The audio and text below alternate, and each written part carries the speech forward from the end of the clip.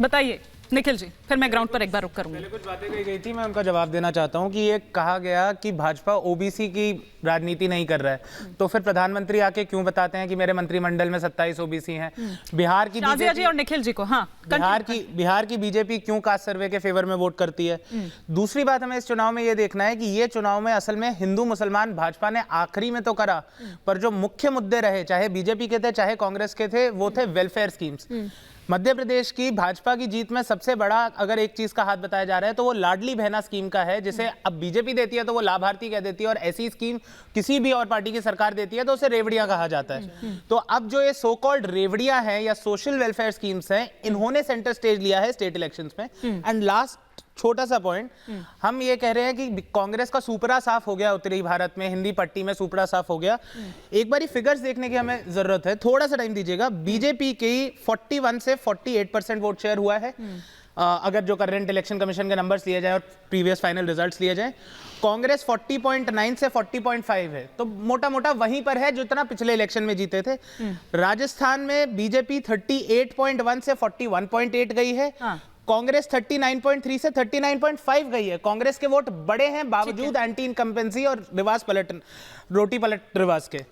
छत्तीसगढ़ में बीजेपी ने बहुत बड़ी बढ़त बनाई है, 33 बयान भी है सर उसके पीछे, और 40 कांग्रेस गई है 43 से 42। मोटा मोटा इसका बात यह है कि एमपी में और राजस्थान में बीजेपी ने हल्की सी बढ़त ली है वोट शेयर में, 1-2% की। छत्तीसगढ़ में मोटी बढ़त ली है। कांग्रेस का तीनों जगह वोट शेयर उतना ही है, तो कोई सुपरा साफ नहीं हुआ है। हाँ, ये जरूर है, कांग्रेस पे ये इल्जाम जरूर लगना चाहिए कि संगठन के तौर पे उनकी प्लानिंग और ये भी लगना चाहिए कि धर्म आधारित जो राजनीति करने की कोशिश कर रही थी रास्ता जी कांग्रेस, वो नहीं चलेगी। जातियों में बांटने की जो बात कर रही थी, वो मंडल राजनीति जो वो लेकर आ गई थी वापस, वो नहीं चलेगी।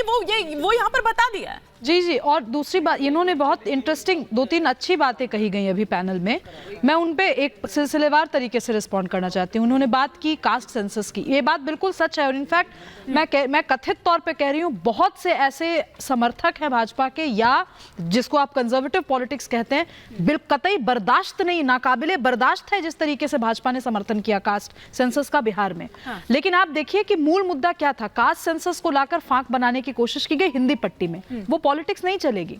आप बात कर रहे हैं कि नरेंद्र मोदी जी क्यों असर्ट करते हैं ओबीसी लीडरशिप की, क्यों ना करें।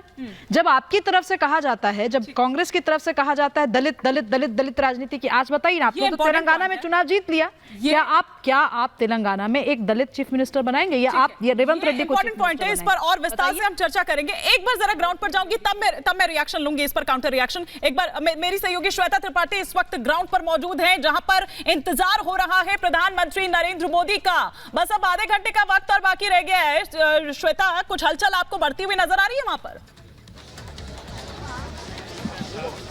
देखिए, यहाँ पर जो उत्साह है, खुशी है, वो इन तस्वीरों में मैं दिखा देती हूँ। देखिए, दूर दूर से जो कार्यकर्ता हैं वो बधाई देने के लिए जीत के आए हैं, और ये देखिए किस तरह से प्रधानमंत्री नरेंद्र मोदी का कटआउट यहाँ पर लगाया गया है। और जो कार्यकर्ता ये आए कहाँ से, जरा इनकी खुशी, इनकी जुबानी समझिए, कहाँ से आए?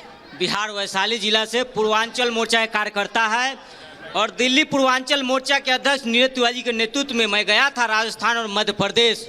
खुश हैं आज आप लोग? पूरे पर्व त्योहार की तरह आज तो खुशी है, वो हम तो बयान नहीं कर सकते हैं। और अब हमारे अध्यक्ष जी बिहार से आ गए। बिल्कुल बिल्कुल, इन्होंने मुझे मनोबल और मोदी जी के नेतृत्व में, मोदी जी को मार्गदर्शक के रूप में मान के कटआउट बनाया आपने। बिल्कुल बिल्कुल, और गांव-गांव में जाके उसी समय भरोसा दिया था राजस्थान की जनता ने कि आप दिल्ली जाते जाते जब दिल्ली पहुंचे दीजिए, फिर बधाई दीजिए। कमल खिला है, कमल खिले, कमल खिला है, कमल खिले, हर घर भगवा लहराए, हर बार बीजेपी, हाँ हर बार बीजेपी। गैरों की सरकारों ने देश को जमकर लूटा, गठबंधन यही बनाते करते हैं झूठे वादे, झूम के गाए नीरज तिवारी,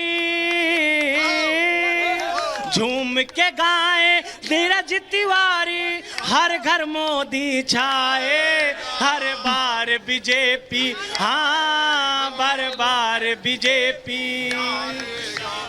कमल खिला है, कमल खिले, हर घर भगवा लहराए, हर बार बीजेपी। 19 में आए थे 24 में भी आएंगे, 19 में आए थे 24 में भी आएंगे। मोदी जी फिर से इस बार, मोदी जी अब की बार मानिए आप कमल खिलाएंगे।